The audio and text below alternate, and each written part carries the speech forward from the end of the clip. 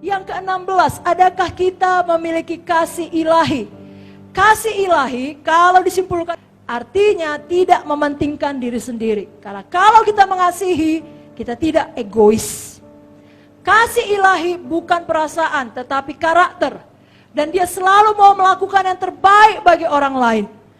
Kolose 3 ayat 14 mengatakan, kasih adalah pengikat yang mempersatukan. Kasih itu mau berkorban, bahkan menyerahkan nyawanya.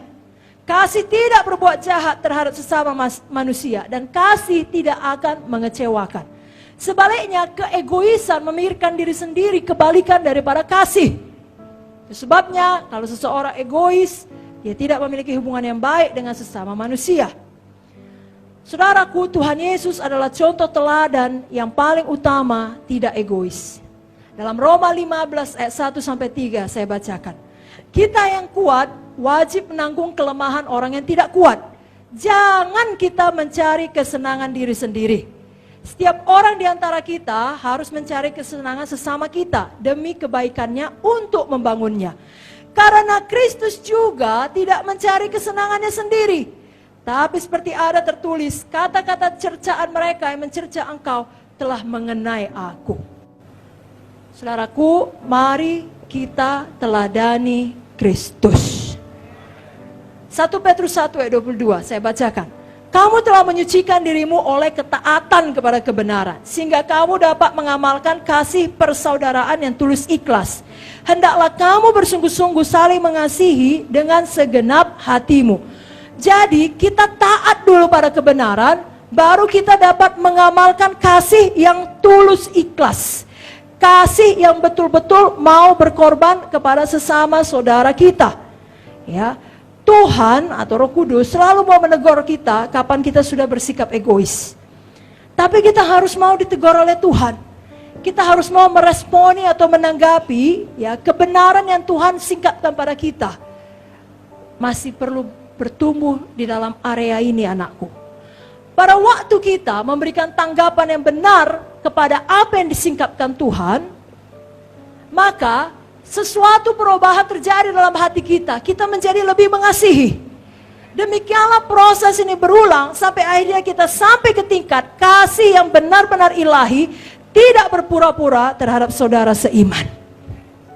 Respon kita terhadap terang Tuhan, terhadap teguran Tuhan akan keegoisan kita akan menyembuhkan semua bagian-bagian hati kita yang gelap, yang bingung, ataupun di mana tidak ada persatuan dalam gereja kita. Tuhan akan menyembuhkan itu semua. Karena terang Tuhan memimpin kepada kasih dan kepada persatuan. Saya bacakan 1 Yohanes 1 ayat 7.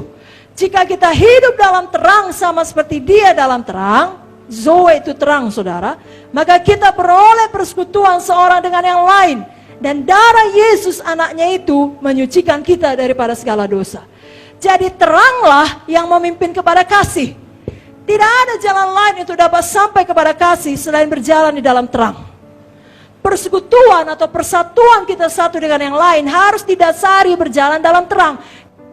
Hanya teranglah yang memimpin kepada kasih dan persatuan sejati. Sudah mengerti? Jadi tidak perlu kita heran.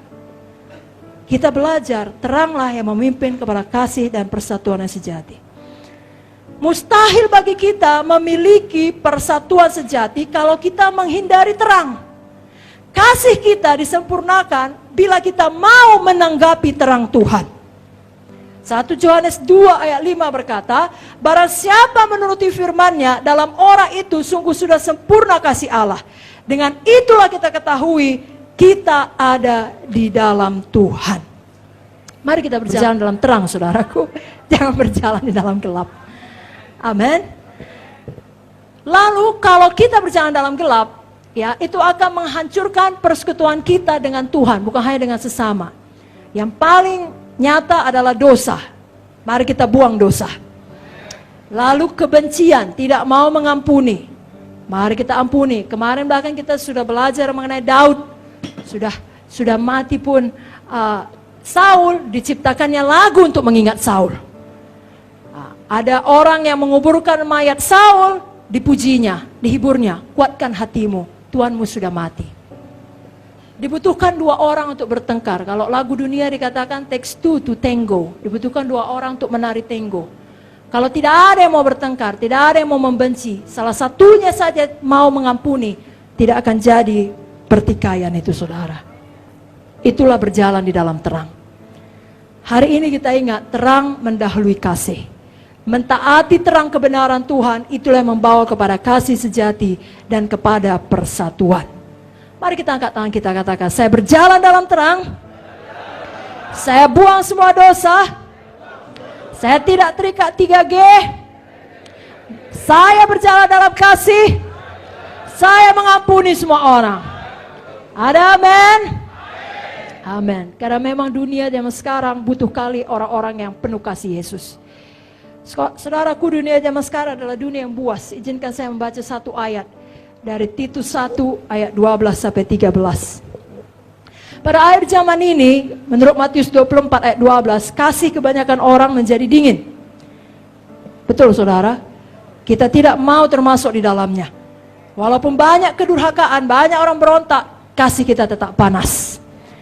Mari kita tetap mengasihi semua orang pada akhir zaman ini, seperti surat Paulus kepada Titus yang akan kita baca. Mari kita baca sama-sama. 1, 2, 3, ya. Seorang dari kalangan mereka, nabi mereka sendiri pernah berkata, dasar orang Kreta, pembohong, binatang buas, pelahap yang malas. Kesaksian itu benar. Karena itu tegurlah mereka dengan tegas supaya mereka sehat dalam iman. Kita sejahat apapun jemaat kita, enggaknya kita bilang dia binatang buas. Atau ada kita sampai bilang binatang buas semua jemaat gitu kan, enggak. Tapi itulah yang terjadi kepada orang-orang Kreta yang dilayani oleh Titus. Sangat jahat. Pembohong, binatang buas, pelahap yang malas. Tetapi Titus tetap mengajar mereka sebagaimana yang diajarkan oleh Paulus supaya mereka berjalan dalam kasih ilahi. Dalam Titus 2 ayat 2 dikatakan laki-laki yang tua hiduplah sederhana, terhormat, bijaksana, sehat dalam iman, dalam kasih. Titus 2 ayat 3, perempuan yang tua hidup sebagai orang beribadah, jangan memfitnah, jangan menjadi hamba anggur, cakap mengajar hal-hal yang baik. Titus 2 ayat 4, perempuan muda, kasihi suami, kasihi anak, hidup bijaksana, suci, rajin mengatur rumah tangga, baik hati, taat.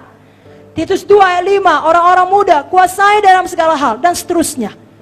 Sekarang ini pun mungkin ya dunia di sekitar saudara seperti orang Kreta, pembohong, binatang buas, pelahap yang malas.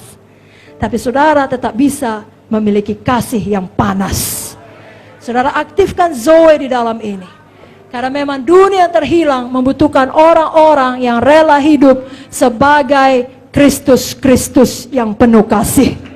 Saudaralah Kristus-Kristus kecil di dalam dunia sekarang ini. Amin, saudara.